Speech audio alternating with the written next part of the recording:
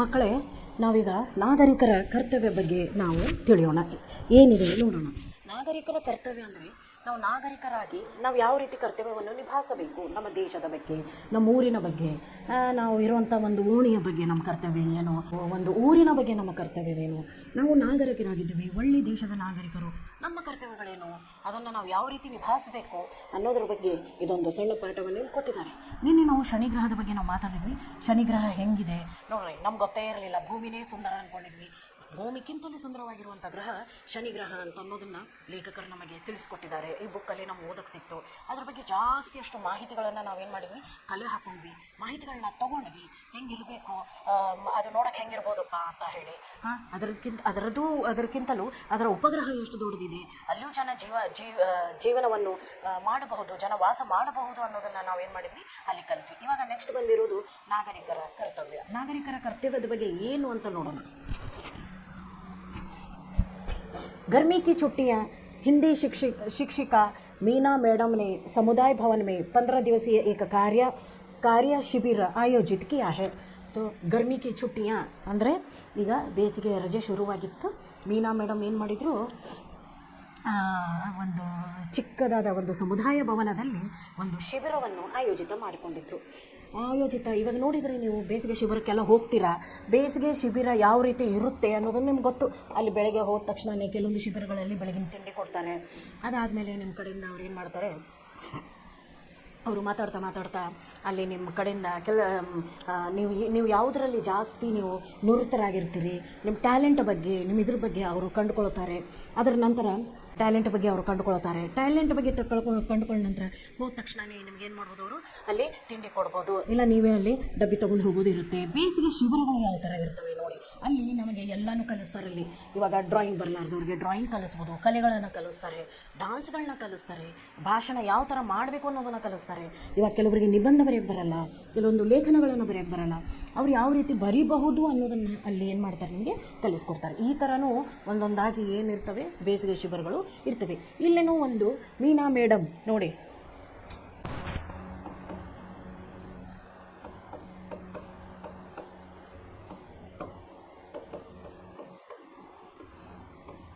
ನಾಗರಿಕ ಕರ್ತವ್ಯದಲ್ಲಿ ಇಲ್ಲಿ ಯಾರ್ಯಾರಿದ್ದಾರೆ ಅಂದರೆ ಮೀನಾ ಮೇಡಮ್ ಇದ್ದಾರೆ. ಇಲ್ಲಿ ಯಾರ್ಯಾರು ಅಂದರೆ ಮೀನಾ ಮೇಡಮ್ ಏನಿದ್ದಾರೆ, ಅವ್ರೇನು ಮಾಡಿದರು, 15 ದಿವಸಕ್ಕಾಗಿ ಒಂದು ಕಾರ್ಯ ಶಿಬಿರವನ್ನು ಆಯೋಜಿತ ಮಾಡಿದ್ದಾರೆ. ಅದರಲ್ಲಿ ಕವಿತಾ ವಾಚನ, ಕವಿತಾ ರಚನಾ, ನಾಟಕ ಪ್ರದರ್ಶನ, ಸಂಭಾಷಣೆ, ಟೆರಾಕೋಟಾ ಗುಡಿಯ ಬನಾನಾ ಇತ್ಯಾದಿ ಕಾರ್ಯಕ್ರಮ ಆಯೋಜಿತ. ಅಲ್ಲಿ ಏನೇನು ಮಾಡಿದ್ರು ಅವರು, ಟೆರಾಕೋಟಾ ಅಂದರೆ ಮಣ್ಣಿನಿಂದ ಮಾಡುವಂತಹ ಒಂದು ಗೊಂಬೆ, ಮಣ್ಣಿನಿಂದ ಮಾಡುವಂಥ ವಸ್ತುಗಳು, ಮಣ್ಣಿನಿಂದ ಮಾಡುವಂಥ ಕಿವಿಯೋಲೆ, ಸರ, ಅದಕ್ಕೆಲ್ಲ ಆ ಮಣ್ಣಿನ ಹೆಸರೇ ಏನು, ಟೆರಾಕೋಟಾ ಅಂತ ಮಣ್ಣು. ಒಂದು ರೀತಿ ಕೆಂಪಗಾಗಿ ಇರುವಂಥ ಒಂದು ಮಣ್ಣು, ಅದನ್ನು ಟೆರಾಕೋಟಾ ಮಣ್ಣು ಅಂತ ಹೇಳ್ತಾರೆ. ಅದರಿಂದ ನಾನಾ ವಿಧದ ವಸ್ತುಗಳನ್ನು ನಾವೇನು ಮಾಡಬಹುದು. ಆಮೇಲೆ ಅವರಲ್ಲಿ ನಾಟಕ ಪ್ರದರ್ಶನ, ಯಾವ ರೀತಿ ನಾಟಕವನ್ನು ಮಾಡಬೇಕು, ನಾಟಕವನ್ನು ಯಾವ ರೀತಿ ಬರೆಯಬೇಕು, ಅದನ್ನು ಯಾವ ರೀತಿ ಪ್ರಸ್ತುತಪಡಿಸಬೇಕು ಅನ್ನೋದ್ರ ಬಗ್ಗೆ ಅವ್ರು ಏನು ಮಾಡಿದರು, ಒಂದು ಕಾರ್ಯಶಿಬಿರವನ್ನು ಇಟ್ಕೊಂಡಿದ್ರು. ಅದರ ಜೊತೆಗೆ ಸಂಭಾಷಣೆ ಕೌಶಲ್ಯ, ಯಾವ ಥರ ಸಂಭಾಷಣೆ ಮಾಡಬೇಕು, ಕಮ್ಯುನಿಕೇಷನ್, ಜನರ ಜೊತೆ ಹೆಂಗೆ ಮಾತಾಡಬೇಕು, ಯಾವ ರೀತಿ ಸಂಭಾಷಣೆಯನ್ನು ಮಾಡಬೇಕು, ಯಾವ ರೀತಿ ನಯವಿನಯತೆಯನ್ನು ಮಾತಾಡಬೇಕು. ಕೆಲವರಿಗೆ ಮಾತಾಡೋಕೆ ಬರಲ್ಲ, ಒಂದೊಂದು ಸಾರಿ ರಫ್ ಆ್ಯಂಡ್ ಟಫ್ ಆಗಿ ಮಾತಾಡ್ತಾರೆ. ಆಮೇಲೆ ಗೊತ್ತಾಗುತ್ತಪ್ಪ ನಾನು ತಪ್ಪು ಮಾಡಿದ್ದೀನಿ ಅಂತ. ಕೆಲವರು ತುಂಬ ನಯವಿನಯತೆಯಿಂದ ಮಾತಾಡ್ತಾರೆ, ಕೆಲವರು ಸಿಟ್ಟಿಂದನೂ ಮಾತಾಡ್ತಾರೆ. ಕೆಲವರಿಗೆ ಎಲ್ಲ ಮಾತುಗಳು ಬಹಳ ಜೋಕ್ ಅನಿಸುತ್ತೆ, ಮಜಾ ಅನಿಸುತ್ತೆ, ಹಾಸ್ಯಾಸ್ಪದವಾಗಿರುತ್ತೆ, ನಕ್ಕೊಂಡು ಮಾತಾಡ್ತಾರೆ, ಸೀರಿಯಸ್ನೆಸ್ ಇರಲ್ಲ ಅವ್ರ ಮಾತಲ್ಲಿ. ಆ ರೀತಿ ಇದ್ದಾಗ ಯಾವ ರೀತಿ ನಾವು ಸಮಾಜದಲ್ಲಿ ಮಾತಾಡಬೇಕು ಅನ್ನೋದನ್ನು ಕಲಿಬೇಕು ಅನ್ನೋದಕ್ಕೆ ಅವ್ರು ಏನು ಮಾಡಿದ್ರು, ಇಲ್ಲಿ ಒಂದು ಸಮುದಾಯ ಭವನದಲ್ಲಿ ಅವ್ರೇನು ಮಾಡಿದರು, ಒಂದು ಆಯೋಜನೆಯನ್ನು ಮಾಡಿದರು. ಆ ಆಯೋಜನೆಯಲ್ಲಿ ಏನೇನಿತ್ತು ಅನ್ನೋದನ್ನು ನಾವು ತಿಳ್ಕೊಂಡು ಬರೋಣ ಬನ್ನಿ. शुक्रवार का दिन आज का संभाषण कौशल्य विकसन है. इसमें भाग लेने के लिए छात्र बड़ी ತತ್ಪರತಾ ಸೇ ಮೀನಾ ಮೇಡಮ್ ಕಿ ಪ್ರತೀಕ್ಷಾ ಮೇ ಬೈಠೆ ಹೇ. ಶುಕ್ರವಾರದ ದಿನ ಇತ್ತು, ಅವ್ರೇನು ಮಾಡಿದರು, ಯಾವುದೋ ಸಮುದಾಯ ಭವನದಲ್ಲಿ ಒಂದು ಆಯೋಜನೆ ಮಾಡಿದರು. ಆ ಆಯೋಜನದಲ್ಲಿ ಎಲ್ಲರೂ ಬಂದು ವೇಟ್ ಮಾಡ್ತಾ ಇದ್ದಾರೆ. ಯಾರಿಗಾಗಿ, ಮೀನಾ ಮೇಡಮ್ಗಾಗಿ ಕಾಯ್ತಾ ಕೂತಿದ್ದಾರೆ. ಮೀನಾ ಮೇಡಮ್ ಆಕರ್ ಬೋರ್ಡ್ ಪರ್ ಲಿಖ್ತಿ ಹೈ ಸಂಭಾಷಣ ಕಾ ವಿಷಯ ನಾಗರಿಕೋ ಕಿ ಮೂಲ ಕರ್ತವ್ಯ. ಅದಕ್ಕೆ ಅವ್ರೇನು ಮಾಡಿದರು, ಮೀನಾ ಮೇಡಮ್ ಬಂದವರೇ ಸಂಭಾಷಣೆ ಮಾಡಬೇಕೀಗ. ಸಂಭಾಷಣೆ ಕಲೆಯನ್ನು ಯಾವ ರೀತಿ ಕಲಿಬೇಕು ಅನ್ನೋದನ್ನು ಅವರು ಅದು ಮೊದಲನೇ ದಿನದ್ದು ಪ್ರೋಗ್ರಾಮ್ ಎಂದು ಅವ್ರದ್ದು ಮೊದಲನೇ ದಿನ ಅವರು ಮಾಡ್ತಿರುವಂತಹ ಒಂದು ಕೆಲಸ. ಅದರಲ್ಲಿ ಅವರು ಮೊದಲನೇ ದಿನ ಇವತ್ತು ಏನು ಕಲಿಸ್ಬೇಕಪ್ಪ ಮಕ್ಕಳಿಗೆ ಅಂದರೆ ಸಂಭಾಷಣೆಯನ್ನು ಕಲಿಸೋಣ. ಆ ಸಂಭಾಷಣೆಯಲ್ಲಿ ಏನು ಕಲಿಸೋಣ, ನಾಗರಿಕ ಕರ್ತವ್ಯದ ಬಗ್ಗೆ ಅವ್ರು ಏನು ಮಾಡ್ತಾರೆ, ಕಲಿಸ್ತಾರೆ. ಹೆಂಗೆ ನೋಡಿ, ಸಭಿ ಛಾತ್ರ एक साथ हाथ उठाते हैं और कहते हैं मैं बोलूँगा मैं बोलूँगी. ಅದಕ್ಕೆ ಎಲ್ಲ ಛಾತ್ರಗಳು ಕೈ ಎತ್ತಿ, ಎಲ್ಲ ಸ್ಟೂಡೆಂಟ್ಸು ನಾನು ಮಾತಾಡ್ತೀನಿ ಮೇಡಮ್ ಅಂತ ಕೈ ಎತ್ತಿ ಕೂಗಾಡ್ತಿದ್ರು. ಅದಕ್ಕೆ ಮೀನಾ ಮೇಡಮ್ ಟೆಹರು ಏಕ್ ಕರ್ಕೆ ಮೇ ಪೂಚುಂಗಿ ತಬ್ ಬತಾವ್. ಅವಾಗ ಅವ್ರು ಹೇಳ್ತಾರೆ, ಸ್ವಲ್ಪ ತಡ್ಕೊಳ್ಳಿ ಮಕ್ಕಳೇ, ನಾನು ಮುಂಚೆ ಕೇಳ್ತೀನಿ, ನಾನು ಕೇಳಿರೋ ಪ್ರಶ್ನೆಗೆ ನೀವೇನು ಮಾಡಬೇಕು, ನೀವು ಉತ್ತರ ಕೊಡಬೇಕು ಅಂತ ಹೇಳಿ ಮೇಡಮ್ ಯಾರಿಗೆ ಹೇಳ್ತಾರೆ, ಮಕ್ಕಳಿಗೆ. ನೋಡಿ, ಯಾವುದಿನ ನಾಗರಿಕ ಕರ್ತವ್ಯದ್ದು ಸಮುದಾಯ ಭವನದಲ್ಲಿ 15 ದಿವಸದ್ದು ಇತ್ತು. ಆಮೇಲೆ ಯಾವ ದಿನ ಅದು ಶುರುವಾಗಿತ್ತು ಅಂದರೆ ಶುಕ್ರವಾರ ದಿನ ಅದೇನಾಗಿತ್ತು, ಶುರುವಾಗಿತ್ತು. ಹೇಳಿ, ಅರ್ಥ ಆಯ್ತಾ ಮಕ್ಕಳೇ? ಮೊದಲೇನು ಸಮುದಾಯ ಭವನದಲ್ಲಿ 15 ದಿವಸದ್ದು ಕಾರ್ಯಶಿಬಿರ ಶುಕ್ರವಾರಕ್ಕೆ ಶುರುವಾಯಿತು. ಅದಕ್ಕೆಲ್ಲ ಮೀನಾ ಮೇಡಮೇ ಕಾರ್ಯಕರ್ತರು, ಮೀನಾ ಮೇಡಮೇ ಅದಕ್ಕೆ ಹೆಡ್, ಮೀನಾ ಮೇಡಮೇ ಅದನ್ನು ಶುರು ಮಾಡಿದ್ದು. ಆವಾಗ ಅವರೆಲ್ಲರೂ ಹೇಳ್ತಾರೆ, ಮಕ್ಕಳು ನಾವು ಮಾತಾಡ್ತೀವಿ. ಅದಕ್ಕೆ ಮೀನಾ ಮೇಡಮ್ ಹೇಳ್ತಾರೆ, ಟೆಹರೋ ಏಕ್ ಕರ್ಕೆ ಮೇ ಪೂಚುಂಗಿ ತಬ್ ಬತಾವೋ, ನಾವು ಒಂದೊಂದಾಗಿ ಕೇಳ್ತೀನಿ, ಆವಾಗ ಹೇಳಿ. अकुल मैडम, एक नागरिक की हैसियत से हमें अपने देश के राष्ट्रध्वज, राष्ट्रगान, राष्ट्रीय त्यौहार आदि का आदर करना चाहिए. ನೋಡಿ, ಎಲ್ಲದಕ್ಕಿಂತ ಮುಂಚೆ ನಮ್ಮ ದೇಶದ ಮೇಲೆ ನಮಗೆ ಪ್ರೀತಿ ಇರಬೇಕು. ನಾವು ಯಾವುದ್ರ ಮೇಲೆ ಪ್ರೀತಿ ಮಾಡಬೇಕು? ಫಸ್ಟು ನಮ್ಮ ದೇಶಕ್ಕೆ.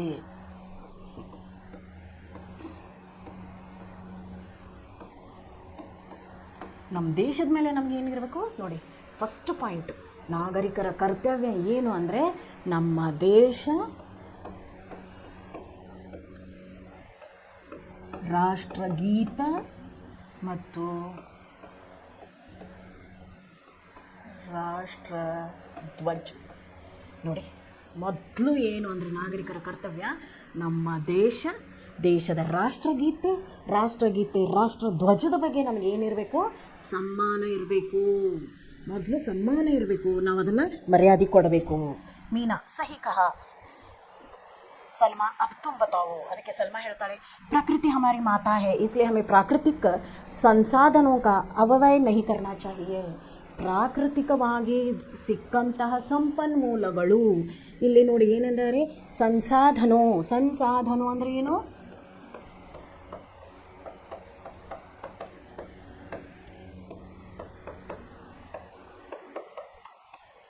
ಪ್ರಾಕೃತಿಕ ಸಂಸಾಧನೆ ಅಂದರೆ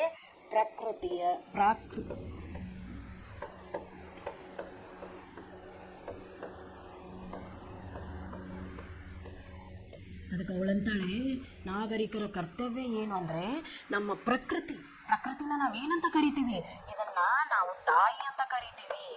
ಪ್ರಕೃತಿಯನ್ನು ನಾವು ಭಾರತದವ್ರು ಏನಂತ ಕರಿತೀವಿ, ಯಾವತ್ತು ಭೂಮಿ ತಾಯಿ ಅಂತ ಕರಿತೀವಿ. ನಮಗೆ ಅನ್ನ ಕೊಡುತ್ತದು, ನಮಗೆ 2 ಹೊತ್ತು ಊಟ ಹಾಕುತ್ತೆ. ಆ ಭೂಮಿ ತಾಯಿ ಯಾರು? ನಮಗೆ ಪ್ರಕೃತಿ. ಭೂಮಿ ತಾಯಿ ನಮಗೆ ತಾಯಿ ಸಮಾನ, ಭೂಮಿ ತಾಯಿಗೆ ಸಮಾನ. ಅವರೇನು ಹೇಳ್ತಾರೆ ಅಂದರೆ, ಈ ಪ್ರಕೃತಿಯ ಸಂಪನ್ಮೂಲಗಳು ಏನಿವೆ, ಈ ಪ್ರಕೃತಿ ಸಂಪನ್ಮೂಲಗಳ ರಕ್ಷಣೆ ಮಾಡೋದು ನಾಗರಿಕರ ಕರ್ತವ್ಯ. ನೋಡ್ರಿ, 2ನೇ ಕರ್ತವ್ಯ ಪ್ರಕೃತಿ ಸಂಪನ್ಮೂಲಗಳ ರಕ್ಷಣೆ. ನೋಡಿ, ಪಾಠದಲ್ಲಿ ನಾವೇನು ಕಲ್ತೀವಿ ಇವಾಗ? ಮೊದಲನೇದು ದೇಶ, ರಾಷ್ಟ್ರಗೀತೆ, ರಾಷ್ಟ್ರಧ್ವಜ, ರಾಷ್ಟ್ರದ ಬಗ್ಗೆ ಏನಿರಬೇಕು, ಅಭಿಮಾನ ಇರಬೇಕು, ಗೌರವ ಇರಬೇಕು, ಮರ್ಯಾದೆ ಇರಬೇಕು, ಸಮ್ಮಾನವಿರಬೇಕು.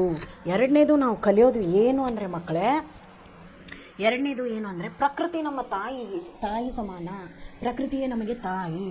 ಅದರ ಸಂಪನ್ಮೂಲಗಳೇನಿದೆ ಅದನ್ನು ನಾವು ಮಿಸ್ಯೂಸ್ ಮಾಡ್ಕೋಬಾರ್ದು. ಸಂಪನ್ಮೂಲಗಳನ್ನು ಸರಿಯಾಗಿ ನಾವೇನು ಮಾಡಬೇಕು, ಉಪಯೋಗಿಸಬೇಕು, ಅದನ್ನು ವೇಸ್ಟ್ ಮಾಡಬಾರ್ದು ಅಂತ ಹೇಳ್ತಾರೆ. ಅಪನೆ ಪರ್ಯಾವರಣ ಸ್ವಚ್ಛ ರಖನಾ ಭಿ ಹಮಾರ ದಾಯಿತ್ವ ಹೇ. ಪರ್ಯಾವರಣದ ಸಂರಕ್ಷಣೆ, ಪ್ರಕೃತಿಯ ಸಂಪನ್ಮೂಲಗಳು ಆಯಿತು. ಇನ್ನೊಂದೇನು, ಪರ್ಯಾವರಣ ಸಂರಕ್ಷಣೆ. ನಮ್ಮ ಪರ್ಯಾವರಣ ಅಂದರೆ ನಮ್ಮ ಅಕ್ಕಪಕ್ಕದಲ್ಲಿರುವಂತಹ ಪರ್ಯಾವರಣ ಅಂದರೆ ಅಕ್ಕಪಕ್ಕದಲ್ಲಿರುವಂತಹ ನಿಸರ್ಗ, ಅದನ್ನು ಸಂರಕ್ಷಿಸಬೇಕು. ಸುಮ್ಮನೆ ನೀರನ್ನು ವೇಸ್ಟ್ ಮಾಡ್ತಕ್ಕದ್ದಲ್ಲ, ಸುಮ್ಮನೆ ನೀರನ್ನು ವೇಸ್ಟ್ ಮಾಡೋಂಗಿಲ್ಲ. ಆಮೇಲೆ ಗಾಳಿ, ಬೆಳಕು, ಇವೆಲ್ಲ ನಮಗೆ ಸಿಕ್ಕಿರುವಂಥದ್ದು ಏನು, ಒಳ್ಳೆಯ ಸಂಪನ್ಮೂಲಗಳು. ಇವೆಲ್ಲ ಪ್ರಾಕೃತಿಕ ಸಂಪನ್ಮೂಲಗಳು. ಇದನ್ನು ಯಾರು ತಮ್ಮ ಕೈಯಲ್ಲಿ ತಮ್ಮ ಅಧೀನದಲ್ಲಿ ಇಟ್ಕೊಳ್ಳೋಕ್ಕಾಗಲ್ಲ.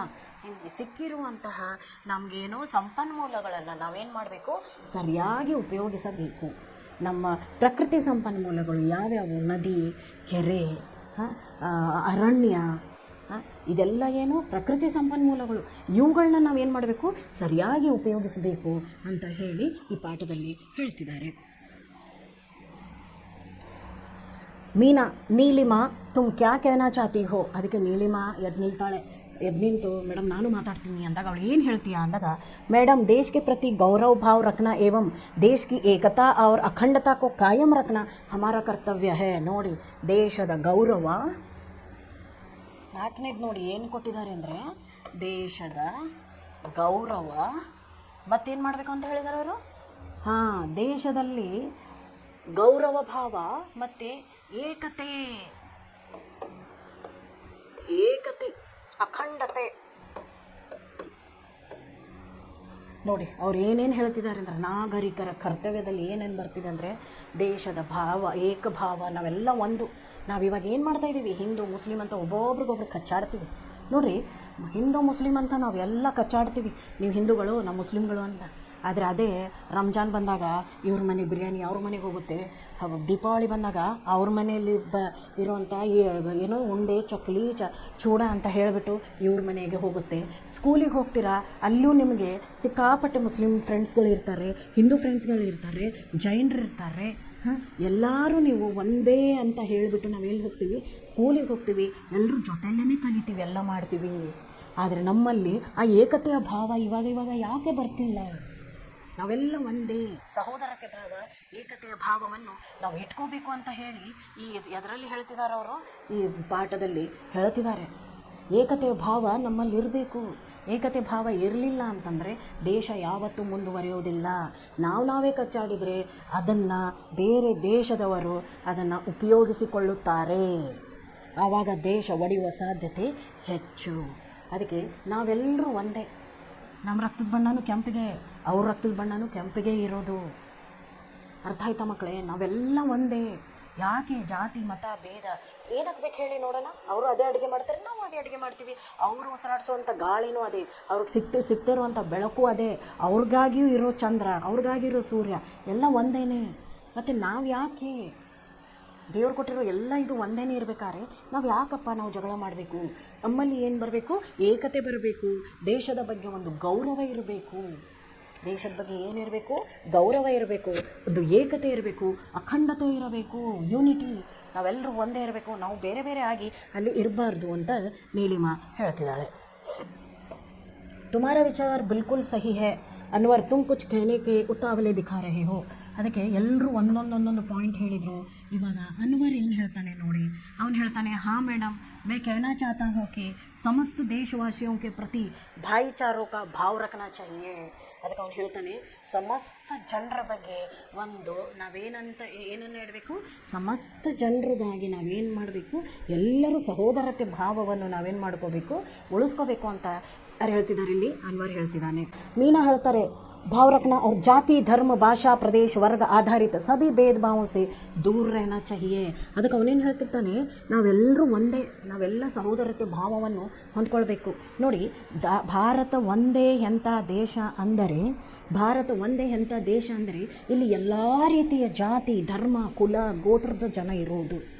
ಭಾರತ ಒಂದರಲ್ಲಿ ಮಾತ್ರ ನಮಗೆ ಎಲ್ಲ ರೀತಿಯ ಬೇರೆ ಬೇರೆ ಜಾತಿಯ ಜನಗಳು ಏನಾಗ್ತಾರೆ ನೋಡೋಕ್ಕೆ ಇಲ್ಲಿ ಸಿಗ್ತಾರೆ. ಭಾರತ ಒಂದೇ ಆ ರೀತಿ ದೇಶ.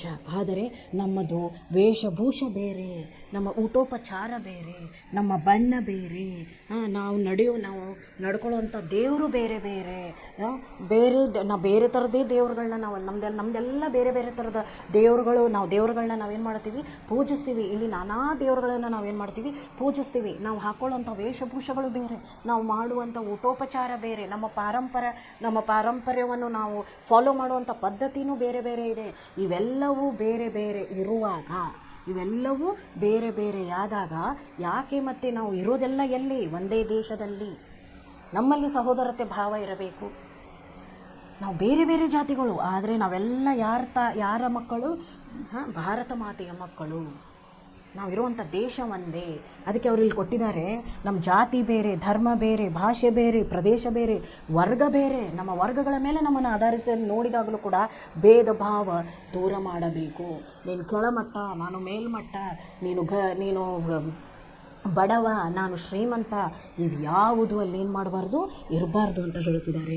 ಮೀನಾ ಮೇಡಮ್ ಮತ್ತೇನು ಹೇಳಿದ್ರು ನೋಡ್ರಿ, 100% सही बात अनवर, कोई और कुछ कहना चाहता है? जॉर्ज, वैज्ञानिक दृष्टिकोण और सुधार की भावना का विकास करना भी नागरिक का कर्तव्य होता है ಮೇಡಮ್. ನೋಡ್ರಿ ಇಲ್ಲೇನು ಹೇಳ್ತಿದ್ದಾರೆ, ವೈಜ್ಞಾನಿಕ ದೃಷ್ಟಿಕೋನದಿಂದ ನಾವೆಲ್ಲರೂ ಒಂದು ಅಂತ ನೋಡಬೇಕು. ವೈಧಾನಿಕ ದೃಷ್ಟಿಕೋನ ಇರಬೇಕು, ಅದರಲ್ಲೂ ಸುಧಾರಣೆ ಆಗಬೇಕು. ಬರೀ ಆ ಜಾತಿಯವರು ಮಾತ್ರ ಮೇಲೆ ಬರಬೇಕು, ನಮ್ಮ ಜಾತಿಯವ್ರು ಕೆಳಗಿರಬೇಕು, ಅದೆಲ್ಲ ಇಲ್ಲ. ವೈಜ್ಞಾನಿಕ ದೃಷ್ಟಿಕೋನದಿಂದ ನೋಡಿದಾಗಲೂ ಕೂಡ ನಾವೆಲ್ಲರೂ ಒಂದೇ ಅನ್ನೋದನ್ನು ಅಲ್ಲಿ ಏನು ಮಾಡಬೇಕು, ನಾವು ಅಲ್ಲಿ ಇರಬೇಕು ಅಂತ ಹೇಳ್ತಾರೆ.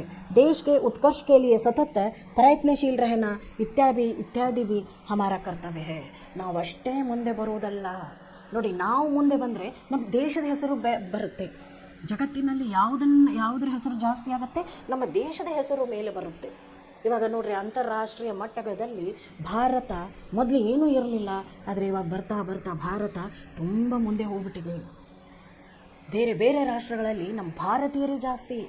ಇಂಜಿನಿಯರ್ಸ್ ಆಗಲಿ, ಡಾಕ್ಟರ್ಸ್ ಆಗಲಿ, ನರ್ಸ್ಗಳಾಗಲಿ, ಟೀಚರ್ಸ್ಗಳಾಗಲಿ, ಯಾರಿದ್ದಾರೆ ಎಲ್ಲ ನಮ್ಮ ಭಾರತೀಯರೇ ಜಾಸ್ತಿ ಇರೋದು. ಅದಕ್ಕೆ ಅಂತಾರಾಷ್ಟ್ರೀಯ ಮಟ್ಟದಲ್ಲಿ ಭಾರತದ ಹೆಸರು ತುಂಬಾ ಮೇಲ್ಮಟ್ಟಕ್ಕೆ ಸೇರಿದೆ. ಆದರೆ ನಾವೇನು ಮಾಡ್ತೀವಿ, ಇಲ್ಲಿ ಒಳಗೊಳಗೆ ನಾವು ಜಾತಿ ಮತ ಭೇದ ಭಾವ ಅಂದ್ಕೊಂಡು ನಾವೇನು ಮಾಡ್ತೀವಿ, ಒಬ್ರಿಗೊಬ್ರು ಕಚ್ಚಾಡ್ತೀವಿ. ಅದೆಲ್ಲ ಇರಬಾರ್ದು ಅಂತ ಹೇಳ್ತಿದ್ದಾರೆ, ಅದಕ್ಕೆ ನಾಗರಿಕರ ಕರ್ತವ್ಯ ಏನು ಅಂತ ಹೇಳಿದಾಗ ದೇಶದ ಬಗ್ಗೆ ಪ್ರೀತಿ, ಗೌರವ, ಮಾನ, ಮರ್ಯಾದೆಯನ್ನು, ದೇಶದ ಮರ್ಯಾದೆಯನ್ನು ನಾವೇನು ಮಾಡಬೇಕು, ಕಾಪಾಡಿಕೊಳ್ಳಬೇಕು, ಅದನ್ನು ಹೇಳ್ತಿದ್ದಾರೆ. स्टेला, हमें अपनी संस्कृति और गौरवशाली परंपरा का सम्मान करना चाहिए, संविधान के नियमों का पालन भी करना चाहिए. ನೋಡಿ ಇಲ್ಲಿ ಏನು ಹೇಳ್ತಿದ್ದಾರೆ, ಸಂವಿಧಾನ ಬಹಳಷ್ಟು, ನಮ್ಮ ಸಂವಿಧಾನದಲ್ಲಿ ಏನಿದೆ, ಕಾನೂನಿದೆ, ಕಾನೂನುಗಳನ್ನು ಬರೆದಿರುವಂಥದ್ದು ಬುಕ್ಕೇ ಸಂವಿಧಾನ. ಆ ಕಾನೂನುಗಳಿಗೆ ಸರಿಯಾಗಿ ನಾವು ನಡ್ಕೊಳ್ಬೇಕು, ಆವಾಗಲೇ ನಾವು ಮುಂದೆ ಬರೋಕ್ಕೆ ಸಾಧ್ಯ. ದೇಶದ ಬಗ್ಗೆ ಗೌರವ ಇರಬೇಕು ಅಂತ ಹೇಳಿದ್ದಾರೆ. ಅದನ್ನೇ ಆ ಸಂವಿಧಾನಗಳನ್ನು ಬಂದಿರುವಂಥ ಕಾನೂನುಗಳನ್ನು ನಾವೇನು ಮಾಡಬೇಕು, ಸರಿಯಾಗಿ ಅನುಸರಿಸಬೇಕು. ನಮ್ಮ ನಾಗರಿಕರ ಕರ್ತವ್ಯ ಏನು, ಕಾನೂನಿಗೆ ಸರಿಯಾಗಿ ನಾವೇನು ಮಾಡಬೇಕು, ಕಾನೂನು ಪ್ರಕಾರ ನಮ್ಮ ಜೀವನವನ್ನು ನಡೆಸ್ಕೊಂಡು ಹೋಗಬೇಕು. ಆ ಕಾನೂನುಗಳಿಗೆ ತಕ್ಕಂಥ ನಿಯಮಗಳನ್ನು ನಾವೇನು ಮಾಡಬೇಕು, ಅನುಸರಿಸಬೇಕು. ಅದಕ್ಕಾಗಿ ಪ್ರತಿಯೊಂದು ವ್ಯಕ್ತಿ ಸ್ವತಂತ್ರವಾಗಿ ಬಾಳುವಂಥದ್ದು, ಸ್ವತಂತ್ರವಾಗಿ ಜೀವನವನ್ನು ಮಾಡುವಂತಹ ಹಕ್ಕು ಕೇವಲ ಭಾರತ ದೇಶದಲ್ಲಿ ಮಾತ್ರ ಇರೋದು. ನಾವಿಲ್ಲಿ ನಮ್ಗೆ ಹೆಂಗೆ ಬೇಕೋ ನಾವು ಆರಿಸಿರ್ತೀವಿ, ಸರ್ಕಾರನೂ ನಮ್ಮದೇ, ಆರಿಸೋರು ನಾವೇ, ಅವ್ರನ್ನ ಆರಿಸಿ ತೊಗೊಂಡು ಬಂದಿರೋದು ನಾವೇ, ನಮ್ಮಿಂದ ನಮಗಾಗಿ ಬಂದಿರುವಂತಹ ಸರ್ಕಾರ ನಮ್ಮದು, ಪ್ರಜಾಪ್ರಭುತ್ವ ರಾಷ್ಟ್ರ ನಮ್ಮದು, ಪ್ರಜೆಗಳಿಂದ ಪ್ರಜೆಗಳಿಗಾಗಿ ಪ್ರಜೆಗಳಿಗೋಸ್ಕರನೇ ಬಂದಿರುವಂಥ ಜನ ಅವರು ನಮಗಾಗಿ ನಮ್ಮ ಸೇವೆಯನ್ನು ಮಾಡ್ತಾರೆ. ನಮ್ಮ ರಾಜನೀತಿಯಲ್ಲಿರುವಂಥ ಜನ, ದೊಡ್ಡ ದೊಡ್ಡ ಜನ ಏನು ಮಾಡ್ತಾರೆ, ರಾಜನೇತಾಗಳು ಅವರು ನಮಗಾಗಿ ಕೆಲಸ ಮಾಡ್ತಾರೆ. ಆವಾಗ ನಾವೇನು ಮಾಡಬೇಕು, ಕಾನೂನಿಗೆ ತಕ್ಕಂಗೆ ನಾವು ನಡಿಬೇಕು. ನಮಗೇನಾದರೂ ಇಲ್ಲಿ ಕಡಿಮೆ ಇದೆಯಾ, ಇಲ್ಲ. ನೋಡಿ ನಮ್ಮ ರಾಷ್ಟ್ರ ಎಷ್ಟೋ ಒಳ್ಳೆಯದು, ಯಾಕಂದರೆ ಸ್ವತಂತ್ರ ಆಲೋಚನೆ, ಸ್ವತಂತ್ರ ವಾಕ್ ಸ್ವಾತಂತ್ರ್ಯ, ನಾವು ಮಾತಾಡುವಂಥ ಸ್ವತಂತ್ರ, ನಾವು ಏನು ಬೇಕಾದರೂ ನಾವೇನು ಮಾಡ್ಬೋದು, ಇಲ್ಲಿ ಮಾತಾಡುವಂತಹ ಸ್ವಾತಂತ್ರ್ಯವಿದೆ. ತಪ್ಪಾದರೆ ಆ ತಪ್ಪನ್ನು ಹಿಡಿದೆತ್ತಿ ಮಾತಾಡುವಂಥ ಸ್ವಾತಂತ್ರ್ಯ ಕೂಡ ನಮ್ಮ ರಾಷ್ಟ್ರದಲ್ಲಿದೆ. ಬೇರೆ ರಾಷ್ಟ್ರದಲ್ಲಿ ಈ ಥರ ಎಲ್ಲ ಇಲ್ಲ. ಅದೇ ರೀತಿ ಅದಕ್ಕೆ ನಾವೇನು ಮಾಡಬೇಕು, ಭಾರತ ದೇಶಕ್ಕೆ ಋಣಿಯಾಗಿರಬೇಕು. ನಾವು ಈ ದೇಶದಲ್ಲಿ ಹುಟ್ಟಿದ್ದೀವಿ, ಈ ಮಣ್ಣಲ್ಲೇ ಹುಟ್ಟಿದ್ದೀವಿ, ಇಲ್ಲಿದೆ 2 ಹೊತ್ತು ನಾವೇನು ಮಾಡ್ತೀವಿ, ಊಟ ಮಾಡ್ತೀವಿ. ದೇಶಕ್ಕೆ ಯಾವಾಗೂ ದ್ರೋಹಿ ಆಗಬಾರ್ದು. ದೇಶದ ಬಗ್ಗೆ ಕರ್ತವ್ಯಗಳನ್ನು ಬಹಳಷ್ಟಿದೆ. ದೇಶದ ಬಗ್ಗೆ ನಮ್ಮ ಕರ್ತವ್ಯಗಳನ್ನು ನಾವೇನು ಮಾಡಬೇಕು, ನಿಭಾಯಿಸಬೇಕು ಅಂತ ಹೇಳಿ ಇಲ್ಲಿ ಯಾರು ಹೇಳ್ತಿದ್ದಾರೆ, ಬುಕ್ಕಲ್ಲಿ ಅದನ್ನು ಕೊಡಲಾಗಿದೆ. नेक्स्ट नोड़ी ಏನು ಹೇಳ್ತಿದ್ದಾರೆ, बिंदु, धन्यवाद टीचर, आपने हमें इतना कुछ समझाया. आज के बच्चे कल के नागरिक हैं. विद्यार्थियों, आज से नहीं अब से ही आप इन कर्तव्यों का पालन करना शुरू करो. इससे आपका हित तो होगा ही, देश का कल्याण भी होगा. ಅದಕ್ಕೆ ಅವ್ರು ಏನು ಹೇಳ್ತಾರೆ ನೋಡಪ್ಪ, ಇವತ್ತಿಂದ ಅಂತಲ್ಲ, ಈಗಲಿಂದಲೇ ದೇಶಕ್ಕಾಗಿ ನೀವೇನು ಮಾಡಬೇಕು, ನಿಮ್ಮ ಕರ್ತವ್ಯಗಳನ್ನು ನಿಭಾಯಿಸೋಕೆ ಶುರು ಮಾಡಿ, ನಿಮ್ಮ ಜವಾಬ್ದಾರಿಗಳನ್ನು ಹೊರೋಕ್ಕೆ ಶುರು ಮಾಡಿ. ನೋಡಿ, ದೇಶ ಮುಂದೆ ಬರಬೇಕು ಅಂದರೆ ಬರೀ 24 ಗಂಟೆ ಮೊಬೈಲ್ ಹಿಡ್ಕೊಂಡ್ನೋ ಅಥವಾ ಏನಾದರೂ ಕೆಟ್ಟ ಚಟದಲ್ಲಿ ಮುಳುಗಿ ಹೋದ್ನೋ ಅಲ್ಲ. ಅದನ್ನೆಲ್ಲ ಬಿಟ್ಟು ಚೆನ್ನಾಗಿ ಓದಿ ನಮ್ಮ ಕಾಲ ಮೇಲೆ ನಾವು ನಿಂತರೆ, ನೀವು ಒಬ್ಬರು ಮನೆಯಲ್ಲಿ ಯಾರಾದರೂ ನೀವು ನಿಮ್ಮ ಕಾಲ ಮೇಲೆ ನಿಂತ್ಕೊಂಡು ನಿಮ್ಮ ಕರ್ತವ್ಯವನ್ನು ನೀವು ಒಬ್ಬರು ನಿಮ್ಮ ಮನೆಯಲ್ಲಿ ನಿಭಾಯಿಸಿದರೆ ನಿಮ್ಮ ಮನೆಯೇ ಮುಂದೆ ಬರುತ್ತೆ, ನಿಮ್ಮ ಮನೆಯಿಂದ ನಿಮ್ಮ ಊರು ಮುಂದೆ ಬರುತ್ತೆ, ನಿಮ್ಮ ಊರಿನಿಂದ ನಿಮ್ಮದು ದೇಶ ಮುಂದೆ ಬರುತ್ತೆ. ಅದರಿಂದ ಸಮಾಜಕ್ಕೆ ಒಳ್ಳೆಯದು. ನಿಮ್ಮ ಅಕ್ಕಪಕ್ಕ ಜನರಿಗೆ ನೀವೇನು ಮಾಡಬೇಕು, ಸಹಾಯವನ್ನು ಮಾಡಬೇಕು, ನೀವು ಮುಂದೆ ಬರಬೇಕು, ಅವ್ರಿಗೂ ಮುಂದೆ ಬರಲಿಕ್ಕೆ ನೀವೇನು ಮಾಡಬೇಕು, ಹೆಲ್ಪ್ ಮಾಡಬೇಕು. ಇದೇ ನಮ್ಮ ನಾಗರಿಕರ ಕರ್ತವ್ಯಗಳು. ದೇಶದ ಬಗ್ಗೆ, ನಮ್ಮ ಊರಿನ ಬಗ್ಗೆ, ನಮ್ಮ ಕಾನೂನು ಬಗ್ಗೆ ನಮ್ಮ ಕರ್ತವ್ಯಗಳನ್ನು ನಾವು ಸರಿಯಾಗಿ ನಿಭಾಯಿಸಬೇಕು ಅಂತ ಹೇಳಿ ಇಲ್ಲೇನು ಹೇಳ್ತಿದ್ದಾರೆ ಮೇಡಮ್ ಅವರು ಅವರಿಗೆ ತಿಳಿಸ್ತಿದ್ದಾರೆ.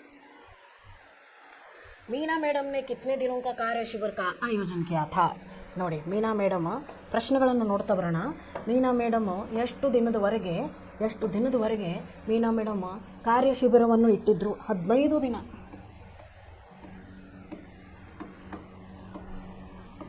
15 ದಿನದವರೆಗೆ ಏನು ಮಾಡಿದರು ಮೀನಾ ಮೇಡಮ್? ಕಾರ್ಯ ಶಿಬಿರವನ್ನು ಇಟ್ಟಿದ್ರು. ಸಂಭಾಷಣಕ ವಿಷಯ ಕ್ಯಾ ಥಾ?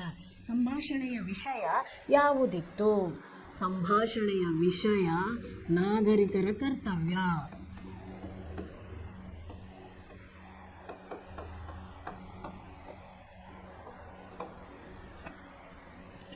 अकुल ने मीना मैडम से क्या कहा?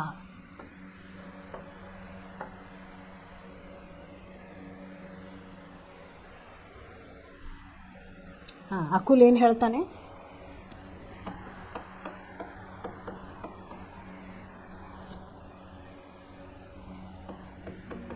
ರಾಷ್ಟ್ರಗಾನ, ರಾಷ್ಟ್ರಗೀತ್ ಮತ್ತು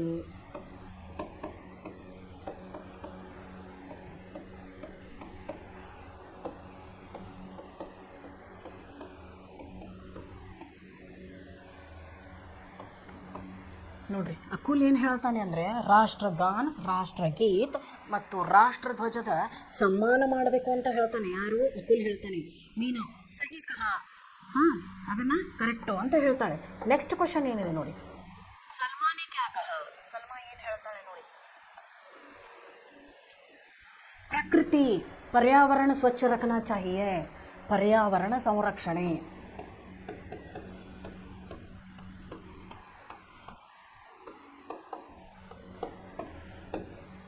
ಪರ್ಯಾವರಣ ಸಂರಕ್ಷಣೆ ಬಗ್ಗೆ ಇಲ್ಲಿ ಯಾರು ಮಾತಾಡ್ತಾರೆ? ಸಲ್ಮಾ ಮೇಡಮ್ ಮಾತಾಡ್ತಾಳೆ. ಅನ್ವರ್ನೇ ಮೀನಾ ಮೇಡಮ್ ಸೆ ಕ್ಯಾ ಕಹಾ? ಅದಕ್ಕೆ ಅನ್ವರ್ ಏನು ಹೇಳ್ತಾನೆ, ಇನ್ನೊಂದು ಜಾತಿ, ಧರ್ಮ, ಭಾಷಾ, ಪ್ರದೇಶದ ಬಗ್ಗೆ ತಂಟೆ ತಕರಾರು ಮಾಡಬಾರ್ದು ಅಂತ ಹೇಳ್ತಾನೆ ನಾನು.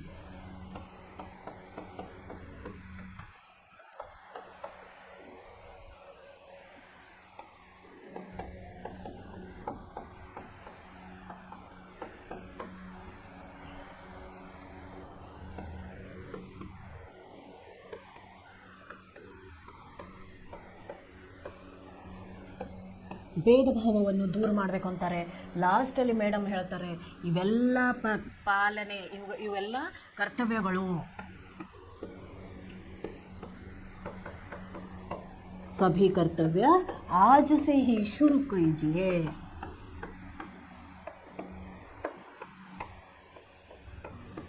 ಆಜ್ ಸೆ ಹಿ ಶುರು ಕೀಜಿಯೇ ಅಂತ ಹೇಳ್ತಾರೆ. ಎಲ್ಲ ಕರ್ತವ್ಯಗಳನ್ನು ಯಾವತ್ತಿಂದ ಶುರು ಮಾಡೋಕೆ ಹೇಳಿದ್ದಾರೆ ಮೀನಾ ಮೇಡಮ್? ಇವತ್ತಿಂದನೇ ಶುರು ಮಾಡೋಕೆ ಹೇಳಿದ್ದಾರೆ. ನೋಡಿ ಮಕ್ಕಳು, ಇದರಲ್ಲಿ ನಾವು ಏನೇನು ಕಲ್ತ್ವಿ ಇವಾಗ? ನಾಗರಿಕ ಕರ್ತವ್ಯಗಳ ಬಗ್ಗೆ ಕಲ್ತ್ವಿ. ಯಾವ ಥರ ನಾಗರಿಕ ಕರ್ತವ್ಯ ನಮ್ಮದೇನು ಅಂದರೆ ರಾಷ್ಟ್ರಗೀತೆ, ರಾಷ್ಟ್ರಗಾನ, ರಾಷ್ಟ್ರಧ್ವಜದ ಬಗ್ಗೆ ಏನಿರಬೇಕು, ನಮ್ಮ ಹತ್ರ ಮರ್ಯಾದೆ ಇರಬೇಕು. ಅದರ ಜೊತೆಗೆ ಪರ್ಯಾವರಣ ಸಂರಕ್ಷಣೆಯನ್ನು ನಾವು ಮಾಡಬೇಕು. ಜಾತಿ, ಮತ, ಭಾಷೆ, ಪ್ರದೇಶಗಳ ಬಗ್ಗೆ ನಮ್ಮ ಬಗ್ಗೆ ಏನಿರಬೇಕು, ಒಂದು ಗೌರವವಿರಬೇಕು. ಇನ್ನೊಂದು ಭೇದ ಭಾವ ಇರಬಾರ್ದು, ಭೇದ ಭಾವ ಮಾಡಬಾರ್ದು. ನಾವೆಲ್ಲರೂ ಒಂದೇ ಆಗಿ ಇರಬೇಕು ಅಂತ ಹೇಳ್ತಾರೆ. ಅದಕ್ಕೆ ಮೀನಾ ಮೇಡಮ್ ಹೇಳ್ತಾರೆ ಕರ್ತವ್ಯವನ್ನು ಇವತ್ತು ಏನು ಈಗಿಂದಲೇ ಏನು ಮಾಡಿ ಶುರು ಮಾಡಿ. ತಿಳಿತಲ್ಲ ಮಕ್ಕಳೇ? ಇದು ತಿಳಿದಿದ್ರೆ ಮತ್ತೆ ಕ್ವಶನ್ಸ್ಗಳನ್ನು ನನಗೆ ಕೇಳಬೇಕು. ಇವಾಗ 2ನೇ ಪಾಠವನ್ನು ನಾನು ಶುರು ಮಾಡ್ಕೊತೀನಿ. ನಿಬಂಧ ಬಗ್ಗೆ ಒಂದು ಸ್ವಲ್ಪ ನಿಮಗೆ ಹೇಳ್ತೀನಿ ನೋಡಿ. ಇವಾಗ ನಾನು ನಿಬಂಧಗಳ ಬಗ್ಗೆ, ಯಾವ ಥರ ನಿಬಂಧ ಬರೆಯುತ್ತೇವೆ, ನಿಬಂಧವನ್ನು ನಾವು ಬರಿಬೇಕಾದ್ರೆ ಏನೇನು ಮಾಡಬೇಕು, ಯಾವುದ್ರ ಬಗ್ಗೆ ನಾವು ನಿಬಂಧವನ್ನು ಬರಿಬೇಕು, ನಿಬಂಧ ಬರಿಬೇಕಾದ್ರೆ ನಾವು ಏನೇನೆಲ್ಲ ನೆನಪಿಟ್ಕೋಬೇಕು ಅಂತ ಹೇಳ್ತಾರೆ. ಒಂದು ಪ್ರಸ್ತಾವನಾ, ಇಂಟ್ರೊಡಕ್ಷನ್ ಬರಿಬೇಕು.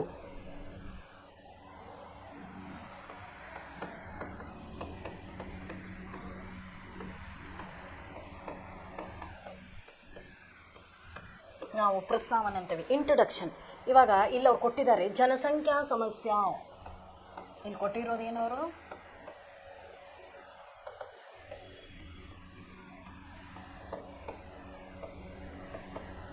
ಜನಸಂಖ್ಯಾ ಸಮಸ್ಯೆ ಬಗ್ಗೆ ಕೊಟ್ಟಿದ್ದಾರೆ. ಅದನ್ನು ಬರೀಬೇಕಾದ್ರೆ ಇವಾಗ ನಿಬಂಧ ಬರೀರಿ ಅಂತ ನಾನು ನಿಮ್ಗೆ ಹೇಳಿದಾಗ ನೀವು ಯಾವ ರೀತಿ ನಿಬಂಧವನ್ನು ಬರೀತೀರಿ?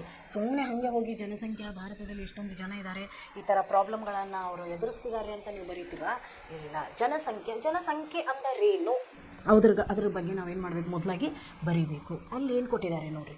जनसंख्या की समस्या सामान्य रूप से विश्व की समस्या प्रतिदिन सेकेंडों में 2 बालक जन्म ले रहे हैं. ನೋಡಿರಿ, ಫಸ್ಟ್ ಅದ್ರ ಬಗ್ಗೆ ಏನು ಬರೀಬೇಕಂದ್ರೆ ಜನಸಂಖ್ಯಾ, ಜನ ಅಂದಾಗನೇ ತಿಳ್ಕೊಂಬಿಡುತ್ತೆ ನಮಗೆ. ಜನರು ಪ್ರತಿದಿನ 1000 ಜನರು ಹೋಗ್ತಾರೆ. ಜನಸಂಖ್ಯಾ ಸಮಸ್ಯೆ ನಮಗೆ ಎದುರಾಗ್ತಿದೆ. ಜನರು ಭಾಳ ಆಗಿದ್ದಾರೆ, ಇರುವಂಥ ಸಂಪನ್ಮೂಲಗಳು ಕಮ್ಮಿ ಬೀಳ್ತಾ ಇದೆ. ಜನ ಜಾಸ್ತಿ, ಮನೆಯಲ್ಲಿ ಜನ ಜಾಸ್ತಿ ಆದಾಗ ನಮಗೆ ಏನೇನಲ್ಲಿ ಯಾವ್ಯಾವುದಕ್ಕೂ ತೊಂದರೆ ಬರುತ್ತೆ. ಆಹಾರಕ್ಕೆ ತೊಂದರೆ ಬರುತ್ತೆ, ಎಜುಕೇಷನ್ಗೆ ತೊಂದರೆ ಬರುತ್ತೆ, ನಮ್ಮ ಶಿಕ್ಷಣಕ್ಕೆ ತೊಂದರೆ ಬರುತ್ತಲ್ಲಿ. ಯಾಕಂದರೆ ಎಲ್ರಿಗೂ ಓದಿಸ್ಬೇಕಲ್ಲ, ರೊಕ್ಕ ಕೊಡಬೇಕಲ್ಲ, ಎಲ್ಲಿಂದ ತರೋಣ? ಮನೆಯಲ್ಲಿ ಜನ ಜಾಸ್ತಿ ಆದಾಗ ಅಲ್ಲಿ ಖರ್ಚುಗಳು ಏನಾಗ್ತವೆ?